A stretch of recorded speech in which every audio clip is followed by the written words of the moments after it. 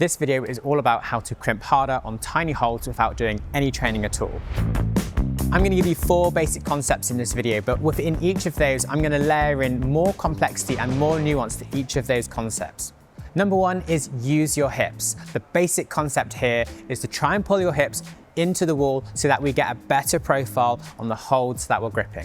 What might start as a slopey or flat hold can become more in-cut. You're going to get better surface area and better friction on the hold so that essentially you can hold it more passively. Part of getting your hips close to the wall is about pulling in with your foot and with your hips. This is tension through your body. And by doing so, you're going to pull more of your body weight onto your feet. So the extra added benefit of this is more weight through your feet and less weight through your fingers. You don't want to move any higher than you need to be when making moves, either statically or dynamically. Essentially, when you're reaching to a hold, you want to reach it with extension so that you're low under the hold and you've also not gotten too high on the hold you're moving off of. Where possible, try and use your heel rather than the toe. This has the added benefit of being able to open your hips more. Your knee can travel out further and you can suck your hips closer to the wall than you might be able to do on a toe. An inside edge of your foot has a similar effect, but this adds another joint to the chain, your ankle, and increases the amount of effort you need to do. When you're on a heel, you can often engage your glutes and hamstrings harder and pull harder onto your hips and also rock over further.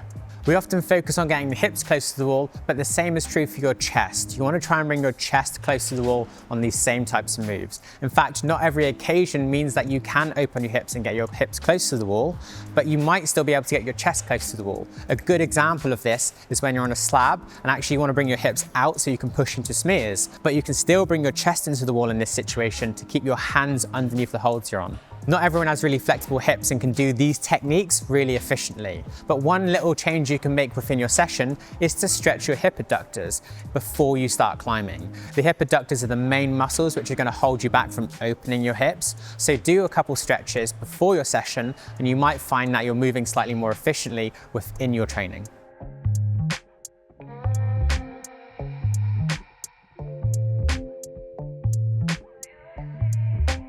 Concept number 2 is deceleration, essentially slowing down the movement.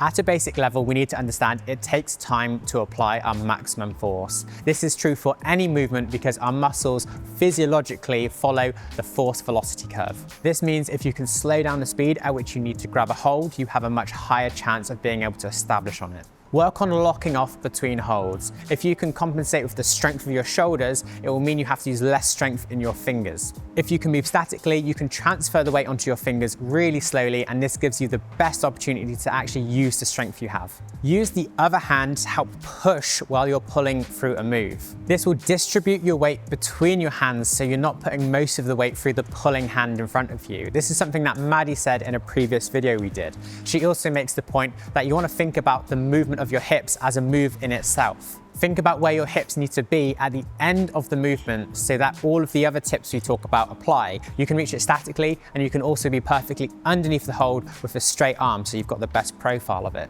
This may mean that your other foot has left its foothold, but by this point you don't need to do any extra work with the hand once you've released the moving arm. The next level is to perfect the dead point.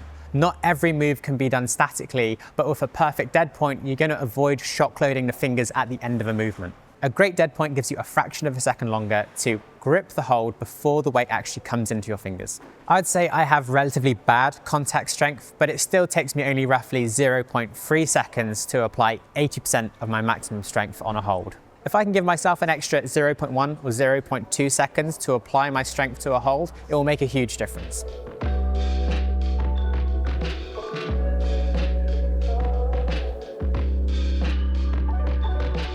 Just a quick 10-second plug from me. If you're interested in assessing your own strengths and weaknesses with one of our assessments, or maybe you're interested in a 100% customized plan written by one of our lovely coaches, check out the link on the screen or in the description below. Concept number 3 is all about grip position. While a basic finger strength test on a 20mm edge is very accessible, really good reliability, and it's really accessible, and you've got it lined up in your head, but then it just like, While a basic finger strength test on a 20mm edge is really accessible, has good reliability, and an acceptable amount of validity, it's still a very simplistic look at rock climbing performance. The chances are, if you score really highly on this test, but you don't feel like you can apply it to rock climbing, you should probably just spend less time on a hangboard and more time climbing on small holds. The whole point here is you need to learn to be more versatile with your grip on the climbing wall and all the different variabilities that come with it. We give a lot of merit to footwork technique in climbing, but we don't give nearly as much merit to how we use our grip position in climbing, even though that's probably one of the most important aspects of our climbing as well. Learn how to full crimp.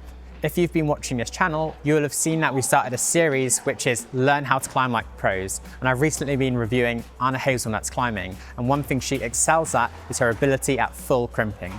In one respect, full crimping can help you get behind a hold and pull out from it, just like what we're trying to do when we pull our hips close to the wall. We can increase the profile of the hold for our grip position. Then there is also the added benefit of being able to bring the thumb into the grip position. It can be placed on top of the index finger, or it could even be placed next to it on top of the hold. But essentially this gives you an extra digit, which is going to help do some of the work.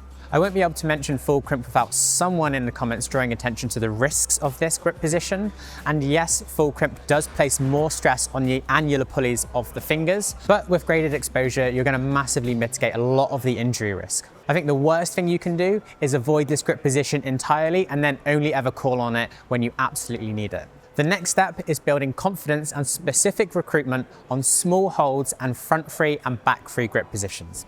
You can do this by hanging in these grip positions in your warm-up, but ultimately you want to be using them on the climbing wall.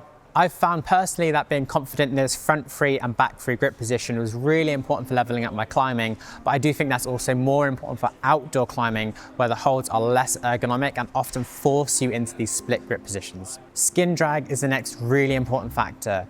Everyone's skin has a level of stretchiness and pliability, and essentially what this means is when you hit a hold, you're actually going to settle a couple millimeters further back than where you first established on that hold. If you were to lose just 2 millimeters on a 10mm hold, you've lost 20% of the hold just from that stretch of the skin.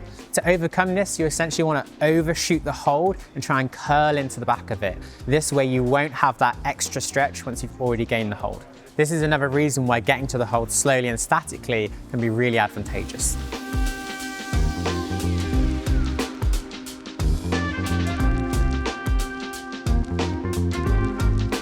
Concept number 4 is about having tough skin. Small holds, and particularly small outdoor holds, need really good skin. Me and Sam were just talking about how we've returned to projects that once felt impossible for them to feel relatively easy just because we returned with good skin condition. If you're a weekend warrior, or you only get the opportunity to climb outside once in a while, you're probably going to have what I call indoor skin, because you spend most of your time climbing indoors. Whereas if you get to climb outside all of the time on relatively abrasive rock, you most likely have what I call outdoor skin. Our skin adapts to what we climb on and the textures we climb on. So if you're often on really smooth, ergonomic indoor textures, your skin will often be a little bit softer and more pliable. Whereas if you're climbing a lot outdoors on abrasive and irregular textures, your skin will often be tougher, drier, and thicker. I believe the latter gives you a better advantage on small, sharp holds, particularly because it also reduces that pain tolerance that you have to deal with when you're crimping on small, sharp holds. Climbing on real rock, I think, is the best thing you can do to toughen up your skin. But if you're a weekend warrior or only get the opportunity to climb outside once in a while, you're going to need to think of tactics you can use to toughen up your skin. Tactic number 1 is always leave your session early before your skin wears really thin. Tactic number 2 is experiment with drying agents. I've kind of struggled with these in the past with my skin type, but I know some people that absolutely swear by them, so it's something you should try out. Some people will also need to experiment with sanding down the thicker parts of their tips so that you keep a regular kind of thickness in your skin across the whole pad. Tactic number 3 is to hang on small holds little and often in your training, and you can even try experimenting with hanging on stone holds. These are some holds that I bought to hang on, and I do think they worked for me, but the confounding variable here is I only ever used them when I was in an outdoor climbing season, so I was climbing on real rock at the same time. But some people have said they work really well for them, so maybe something you can try as well. Skin conditions are linked to your environment. If you have softer or sweaty skin, you want to try and climb in cooler conditions when it's low humidity, and using a portable fan to cool your skin might be essential for you. But if you're climbing on slightly slicker, polished limestone, for example, and you have really dry skin, you might find that the opposite is true, that you want slightly warmer temperatures so that you can stick better and not dry fire off the holds.